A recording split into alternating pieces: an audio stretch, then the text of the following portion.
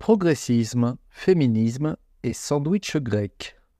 Spoiler, mademoiselle, madame, si tu n'y prends pas garde, un avenir doré t'est assuré. La Grèce antique nous a légué la démocratie, notre système politique vacillant, que nous utilisons à ce jour dans l'ensemble du monde libre, mais aussi des figures emblématiques comme Socrate, Platon et Aristote au travers de la philosophie et des sciences, et elle a également établi les bases de la littérature et du théâtre, donc du spectacle. Et puis, le plus important, on a le sandwich grec. Bonjour, je m'appelle Lionel, j'espère que vous allez bien. Et aujourd'hui, je vais me faire plein d'amis IES. On va parler de progressisme, de féminisme et de l'origine du sandwich grec dans la Grèce antique. Non, ça, c'est un hot dog. Déjà, quand on parle de progressisme ou de féminisme, on parle d'une idéologie. Une idéologie, c'est un ensemble de principes structurés qui orientent les actions et les pensées d'une personne ou d'un groupe. Par exemple, toi, une idéologie va influencer ta vision du monde, elle va influencer aussi avec tes relations, tes amis, bien entendu tes choix politiques, tes choix économiques et sociaux. La vie, quoi. Et en fait, c'est plutôt facile de reconnaître une idéologie. Ça se termine toujours par le suffixe « isme ». C'est toujours utilisé pour une doctrine, une théorie ou une pratique qui est associée à une conviction particulière. Par exemple, communisme, capitalisme, libéralisme, véganisme, salafisme, radicalisme, islamisme, sionisme, là je sais que je vais me faire défoncer, mais aussi, et c'est le sujet de ce podcast, le progressisme et le féminisme. Un petit peu de promo, allez, soyez sympas, abonnez-vous à ce podcast, activez la cloche parce que j'ai démarré il y a 3 semaines et c'est vraiment la misère. L'autre jour, dans un podcast précédent, j'ai dit qu'une façon de contrôler l'esprit des gens, c'est de contrôler leur argent. Quand on contrôle l'argent des gens, on contrôle leur esprit, leur façon de penser. Mais il y a une autre façon, c'est l'idéologie. Et l'idéologie, c'est cette petite graine que l'on plante dans ta tête, même si tu n'as rien demandé, surtout si tu n'as rien demandé. Et l'idéologie, je t'ai dit qu'il était facile de la reconnaître, le suffixe « isme », mais elle exprime toujours la même chose, toujours la même idée. Elle te propose toujours un monde meilleur, un monde plus égalitaire, et un monde où en fait tu serais plus libre. Ok, c'est génial, ça marche. Mais en fait, pas si bien que ça, pas vraiment du tout même. Par exemple, le communisme, même si ça dépend des sources où tu vas chercher les données, c'est quand même environ 80 millions de morts, qui incluent des famines, des purges politiques, des exécutions, des guerres, etc. Tout ça pour une idée. Donc on parle de 80 millions de morts pour une idée. Ouais. Et tu as toujours des gens qui sont communistes en 2024 et des profs qui insèrent ça dans la tête des étudiants. Et ça commence très tôt. Je le sais, j'ai été prof. Et j'ai vu combien il était facile de manipuler les jeunes. Et si t'es parent, si t'es un père de famille ou une mère de famille, je te conseille de faire super gaffe à ça. Fais gaffe à ce qu'on leur met dans la tête, surtout à un âge où ils sont influençables, manipulables. Parce que l'éducation, c'est à la maison. Dehors, ça doit rester de l'instruction. Dehors, c'est de l'instruction, pas de l'éducation. L'éducation nationale, c'est pas vrai, ça n'existe pas. C'est de l'instruction qu'on leur enseigne à l'école, ou au lycée, ou à l'université. Et ça s'arrête là. Ok, j'ai tapé sur le communisme. Et du côté du capitalisme, une idéologie, là aussi. C'est pas mieux. Guerre, famine, perte d'autonomie des populations. Et par contre, là, l'objectif, il est différent. L'objectif, c'est l'intérêt. La motivation, c'est l'intérêt. Par exemple, le pétrole, ou n'importe quelle source d'énergie, ou ressources, de l'eau, du gaz, de l'agriculture, c'est une façon de motiver le capitalisme. Et je vous renvoie aussi sur mon podcast, un précédent podcast qui établit le rapport entre les révolutions industrielles et les guerres. Et puis, parce que c'est la tendance du moment, on va parler de véganisme. Véganisme. Qui c'est qui connaissait ça il y a 20 ans ou 15 ans, j'en sais rien. Les bovins, qui consomment trop d'eau. Ça y est, ils sont coupables de consommer trop d'eau. Ils dégagent du CO2, surtout quand ils pètent. Franchement, mais je ne sais pas où on va, quoi. Donc, en fait, on vous dit mangez plus de viande, mangez plus de burgers pour préserver la planète. Quand je vous disais qu'on allait vous vendre un monde meilleur. Ok, Lionel, t'es sympa, mais tu ne devais pas nous parler de progressisme et de féminisme ? Le progressisme, c'est une philosophie politique et sociale qui prône le progrès et le changement pour améliorer notre société. Super. Une approche pour faire évoluer la société vers plus de justice, d'égalité, de modernité, blablabla, blablabla. Vous connaissez la suite. Quant au féminisme, c'est un mouvement social et politique, ça date des années 60, qui vise à promouvoir les droits des femmes et l'égalité des sexes. En gros, ça cherche à obtenir l'égalité entre hommes et femmes. Alors déjà, je ne crois pas à l'égalité entre les femmes et les hommes. C'est un mensonge. C'est un vilain mensonge pour manipuler votre cervelle ou le yaourt que vous avez sous le crâne, que vous soyez un homme ou une femme. La vraie égalité, c'est l'équité. Ce qu'il faut rechercher, c'est l'équité. C'est ça le vrai progrès. Et vous savez pourquoi ? Parce qu'on n'est pas égaux. Les hommes et les femmes ne sont pas égaux. Dans le Midrash est la partie allégorique de l'enseignement juif, on apprend que l'homme repose sur le solaire, stable, et la femme sur un cycle lunaire. La femme est parfois lumineuse et parfois non. Cela dépend du soleil qui l'éclaire ou non. Et autour d'elle, elle a les étoiles. C'est toute une symbolique, en fait, qui est exprimée ici. Et quand je parle de cycle lunaire, la femme a aussi son cycle naturel. Elle a ses périodes. Elle est aussi plus émotive que l'homme. Et elle est aussi certainement, très certainement même, beaucoup plus connectée au divin. Vous savez pourquoi ? Parce que c'est elle qui donne la vie. C'est la femme qui donne la vie. Et ça, c'est le plus beau des cadeaux du monde. Et le féminisme, lui, ce qu'il propose aux femmes, c'est de disposer de leur corps, ok, d'en faire ce qu'elles veulent avec, ok, avec quoi ? Avec qui elles veulent et quand elles le veulent, au nom du plaisir. Alors oui, bien sûr, ça part d'une bonne idée à la base, le féminisme, comme toutes les idées, le communisme aussi, ça partait d'une excellente idée. Parce que dans les années 60, il y avait beaucoup de boulot à faire, en fait. Et bien sûr, ça part d'une bonne idée dans le cadre professionnel, c'était plus que nécessaire. Je vous rappelle juste pour info que le droit de vote en France, de mémoire, ça doit dater de 1948, donc juste après la Deuxième Guerre mondiale. Mais par contre, la dérive, elle est venue vite. À peine 10 ou 15 ans, donc je parlais des années 60, 10 ou 15, 10 ans même pas, 10 ans. 10 ans après, ça s'appelle la libération sexuelle qui va entraîner la dérive des mœurs. Et je suis une femme libre et indépendante. Combien de fois on me l'a dit ça ? Je suis une femme libre et indépendante. Mais de quoi ? Parce que non, d'abord, t'es pas libre. Ça, il faut te le mettre dans la tête. Et t'es pas indépendante non plus. Tout ça, c'est du pipeau. En réalité, parce que tu vas te rattraper par la réalité, faut pas rêver. Et la réalité, c'est que dans nos sociétés occidentales, en fait, il y a combien de femmes seules aujourd'hui ? Combien de femmes qui rament seules et qui vont vieillir seules ? Et ça, c'est un vrai malheur. Quand je vous ai dit qu'on vous a planté une vilaine idée en tête, parce qu'en fait, il y a des femmes qui souffrent, des femmes formidables, des femmes super, et elles souffrent juste pour une idée, le féminisme. Sans parler des conséquences sur la société et les enfants. Alors que l'équité, c'est ça aurait pu marcher, et c'est ça qu'on aurait dû rechercher, parce que c'est ça le vrai progrès.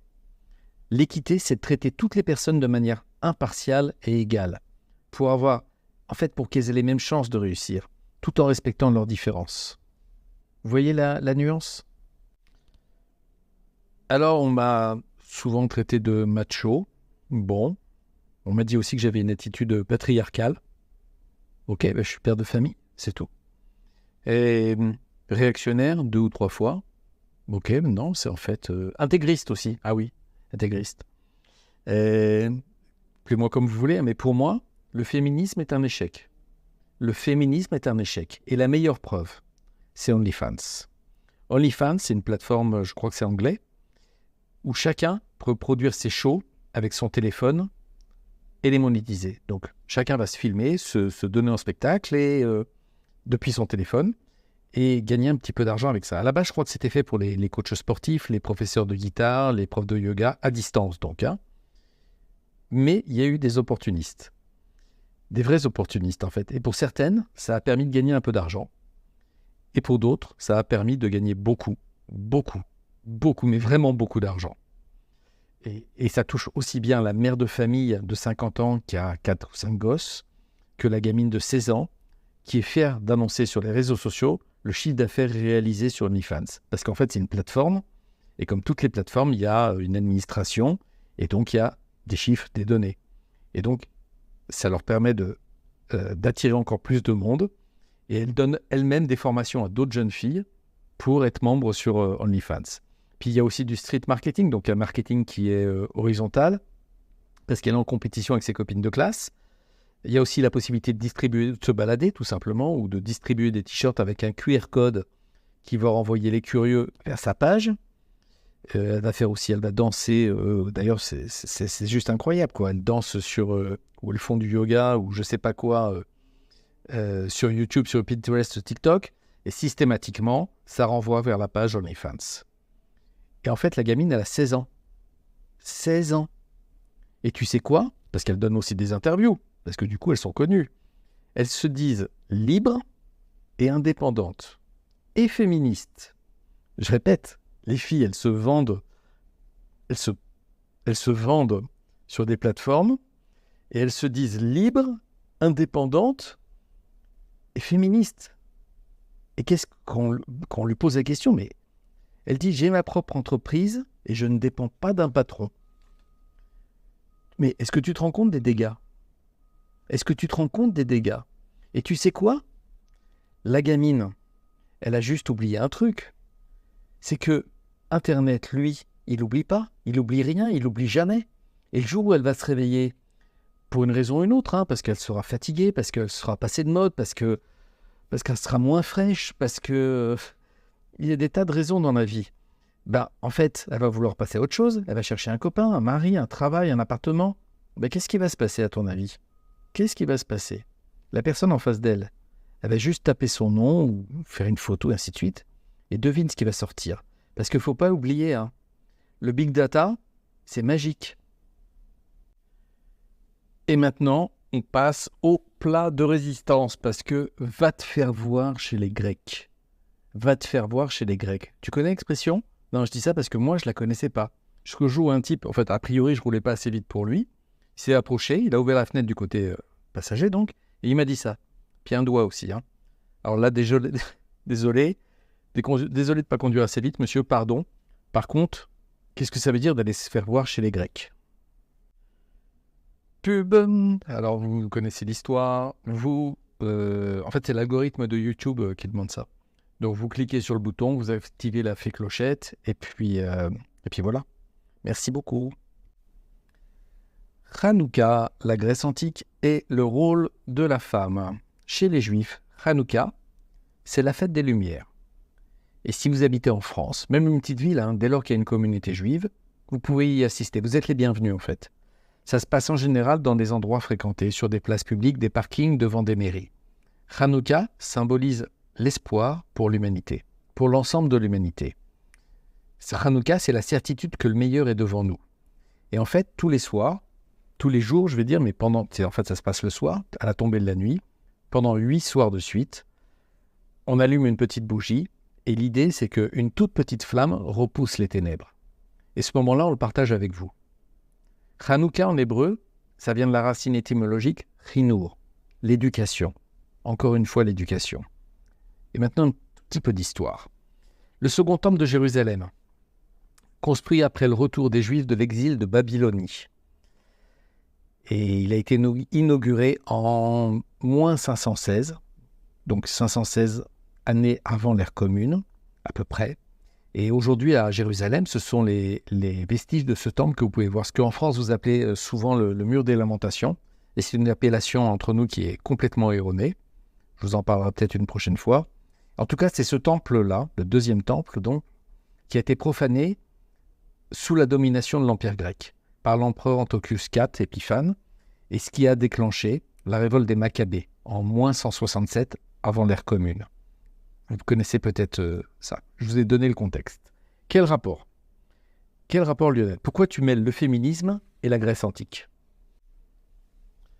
En fait, tout à l'heure, on a parlé d'éducation. Et dans la Grèce antique, le rôle de l'éducation était prépondérant. Et l'éducation, c'était vers les adolescents. C'était crucial pour la formation des citoyens. Vous savez que la cité, le terme de la cité, le principe de la cité, donc des villes, en fait, c'est une idée grecque. Hein. Et en fait, mais quel rapport avec les adolescents? En fait, les adolescents, ils étaient éduqués via, j'insiste, des rites de passage et des initiations. Des rites de passage et des initiations. Pour les préparer à jouer des rôles actifs dans la société adulte grecque. Des rites de passage et des initiations. Et en fait, ces valeurs, elles étaient transmises et renforcées pour assurer la continuité culturelle et politique de la civilisation grecque. Faut être clair, va te faire voir chez les Grecs. L'homosexualité dans la Grèce antique, et particulièrement les relations entre les hommes adultes et les adolescents, étaient omniprésentes. Et c'était fait sous une forme institutionnalisée, connue sous le nom de pédérastie, qui jouait en fait un rôle social et éducatif qui était crucial pour la survie de la société. Et les relations entre un garçon en pleine puberté et un homme plus âgé étaient sociales et éducatives, encore une fois, on y revient, et elles avaient plusieurs dimensions. En fait, chaque gosse avait un mentor qui lui enseignait non seulement des compétences physiques, mais aussi des valeurs philosophiques et sociales. C'était une manière de transmettre les traditions culturelles. Voyons. Et puis aussi, les adolescents participaient à des compétitions sportives. En ce moment, il y a les JO bientôt. Il va y avoir les JO d'été à Paris. Donc super. Mais les Jeux Olympiques, ça vient de la Grèce antique. Hein. Donc, compétition sportive. Et voilà. Et on les faisait courir tout nus. Et j'ose pas imaginer ce qui se passait dans les bains et les vestiaires. Parce que, dis-moi fiston, au fait, tu fais quoi cet après-midi? J'ai besoin de toi pour les courses. Ah non, c'est pas possible, papa. Je vais au stade pour courir le zizi à l'air. Et après, j'irai prendre une bonne douche avec beaucoup de savon. Non mais sérieux, c'était la société dominante. La société dominante. La lumière. J'ose pas imaginer ce qui se passait dans les bains et les vestiaires. Et bien sûr, on idéalise et on valorise la beauté et la jeunesse des adolescents. Et une fois l'âge adulte atteint, qu'est-ce qui se passe? La relation pédérastique prenait fin. Next, au suivant. Et la femme dans tout ça? J'ai pas parlé de la femme. La femme dans tout ça. La femme dans l'Antiquité grecque. Elle était où? J'en ai pas parlé une seule fois. Parce qu'une société, une civilisation, notamment une civilisation qui nous a légué autant de richesses, ça se bâtit à deux, ça se bâtit en couple. Vous commencez à comprendre pour ceux qui suivent encore? La femme, c'était un ventre. La femme, c'était juste un ventre, un morceau de viande qui servait à la reproduction. Et le plaisir, qui était au summum des valeurs grecques, on le prenait avec l'adolescent. Et c'était organisé, structuré, institutionnalisé. Mais la femme, elle, c'était juste un objet. Celui qui servait à la reproduction de l'espèce. Et vous savez quoi? On ne va pas de l'avant. On ne parle pas de progrès, il n'y a encore pas du tout de progressisme. Comment je sais ça? Parce que je sais ce qui je suis. Et en l'occurrence, je connais l'histoire de mon peuple. Parce que la fête de Hanouka, très symboliquement, elle indique que la lumière d'une petite fiole repousse les profondeurs des ténèbres et de l'obscurité. Et c'est pour ça qu'on le partage. Et le GPA, vous en avez entendu parler? Je crois que c'est ça qui m'a mis en colère en fait, le GPA. Non, j'ai dit GPA, pas GTA. La gestation pour autrui. Une femme, la gestatrice, porte un enfant pour un autre couple, qu'on va appeler les parents d'intention. Formidable, c'est génial. Mais à votre avis, qui est-ce qui va en profiter? Qui est assez égoïste pour en profiter, au nom de l'amour? C'est ça l'idée, c'est, tu sais quoi? On va avoir du plaisir ensemble et on va aussi avoir un enfant ensemble. Mais on ne peut pas, parce que la nature n'est pas faite comme ça. C'est pas grave, on achète le ventre d'une femme. Voilà à quoi nous mènent 60 ans de progressisme, de féminisme et d'idéologie destructrice. C'est un terrifiant retour en arrière. Notre civilisation occidentale ne construit rien. Elle apporte peut-être de la technologie, mais au niveau idée, elle ne construit rien. Elle retourne en arrière. On pense regarder vers l'avenir, mais notre civilisation est en train de faire un grand bond de plus de 2200 ans en arrière. Et voilà ce que nous a légué la Grèce antique. de bien belles idées, de grandes idées. Et je vous laisse déguster cette magnifique photo de sandwich grec. Alors, au revoir, prenez soin de vous, que Dieu vous garde et à très bientôt.